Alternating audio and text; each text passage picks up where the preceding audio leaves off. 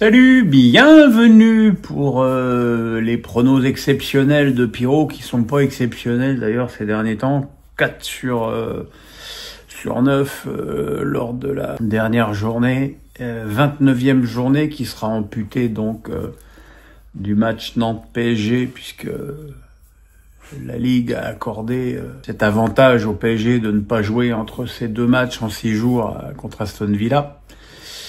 Journée qui va commencer ce soir avec l'épatant Lens-Reims, l'équipe de Lens qui a très péniblement battu Saint-Etienne 1-0 à l'issue d'un match franchement sans intérêt et passablement inquiétant sur les capacités offensives lensoises.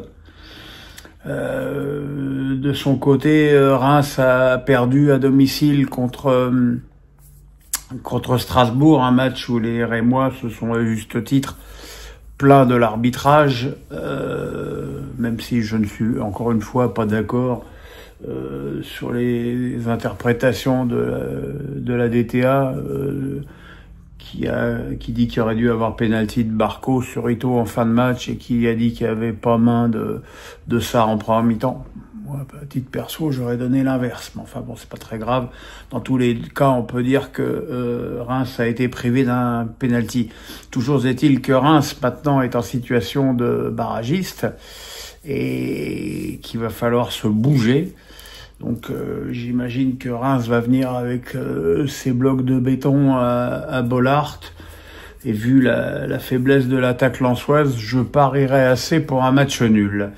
Samedi à 17h, le match de la journée entre le 3e Monaco qui accueille Marseille.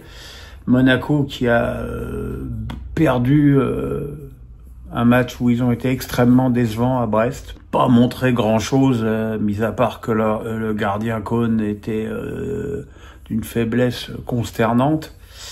Et franchement, le reste du comportement de l'équipe de Monaco était extraordinairement décevant. De son côté, Marseille a renoué avec la victoire au Vélodrome contre Toulouse 3-2 dans un match pas follement maîtrisé où Marseille a mis 2 buts extraordinaires qui font un peu l'effet de trompe-l'œil. Match difficile à pronostiquer. Je vais dire match nul, même si c'est pas un résultat qui avantagerait les deux équipes. Toulouse-Lille. Toulouse qui a plutôt pas si mal joué le coup à Marseille et qui, avec un petit peu plus d'efficacité offensive, aurait peut-être pu marquer 1 ou 2 buts de plus. Et une équipe de Lille qui a perdu à Lyon en faisant un match très moyen. Lille qui est retombée à la 7e place et qui a vraiment besoin impérieux de points. Maintenant, Toulouse peut pas perdre tout le temps non plus. Je vais aussi dire match nul. Ça fait 3 matchs nuls. Bon. Et enfin, à 21h, Strasbourg-Nice, l'autre choc de cette journée entre le 4e et le 6e. Une équipe de Strasbourg qui a eu pas mal de réussite à Reims et qui nous a fait les 2 derniers matchs à la Méno des premières mi-temps très difficiles, que ce soit contre Toulouse ou Lyon, et des deuxièmes périodes assez extraordinaires. Moreira sera suspendu, mais il y a des joueurs qui reviennent. Je vais dire match nul aussi. Voilà, comme ça fait 4 matchs nuls, tout le monde est content. Dimanche, Saint-Etienne-Brest. Ça m'arrache les tripes de dire ça, mais c'est trop faible, Saint-Etienne. Ça peut pas se maintenir avec une équipe aussi friable défensivement et aussi inconsistante offensivement.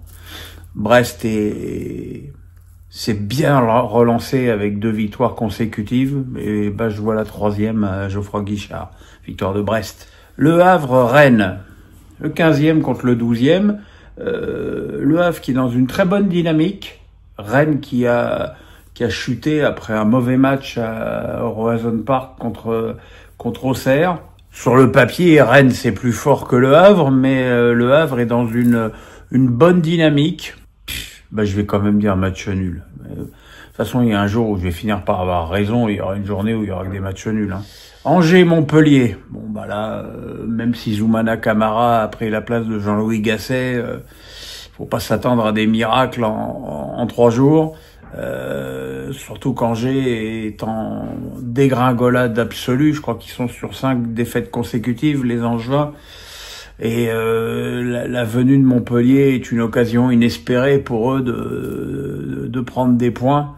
D'autant plus que les adversaires directs d'Angers ont des matchs plus difficiles, victoire d'Angers. Et enfin, Auxerre-Lyon. Lyon joue le jeudi contre Manchester, rejoue le jeudi contre Manchester, et on leur a collé un match le dimanche, alors qu'on l'a pas fait pour Paris. Alors je ne sais pas si Lyon avait fait la demande de déplacer ce match ou pas, mais je trouve ça un petit peu navrant qu'on accorde des privilèges à Paris qu'on n'accorde pas aux autres. Auxerre qui a donc gagné à Rennes un match où on a surtout vu la solidité défensive d'une équipe bourguignonne qui était, il est vrai, un petit peu handicapée par notamment l'absence de Traoré en attaque.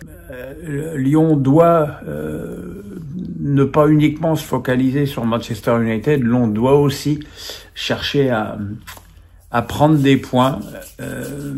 Mais bon, Auxerre, c'est pas facile au stade de la Baie des Champs. Eh ben, je vais dire match nul encore. Vous voyez, donc je sais pas combien. Il y a que 8 matchs. 1, 2, 3, 4, 8 matchs, oui. 8 matchs, j'ai pronostiqué 6 matchs nuls. Ça arrivera un jour, les gars.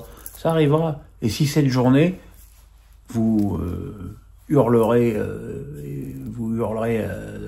à mon génie.